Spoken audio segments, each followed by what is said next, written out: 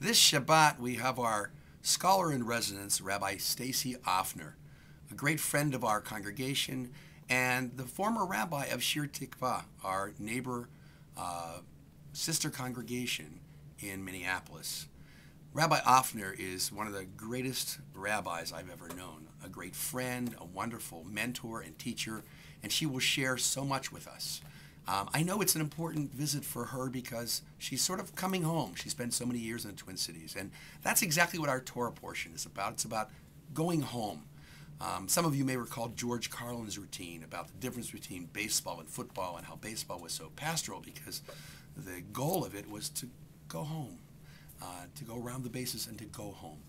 And yet in going home, there's always kind of anxiety. Once we go away, when we go to college, when we go off and have our family and come back to visit the old home, there's some anxiety because in some ways things are very different and in some way things stay the same. That's what happens to Jacob. After his adventures and being away, he comes back to home and he still has to face Esau. And his anxiety is manifest in the apparition dream experience he has one night when he lies down and he wrestles with an angel. The text and commentaries tell us who this angel might be, and there are all kinds of guesses, but most commentators say Jacob is really wrestling with himself, with his demons, with the angels that have always been part of him, and he comes out of it limping.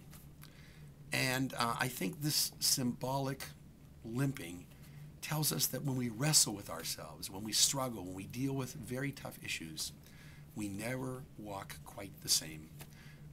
Our walk is affected.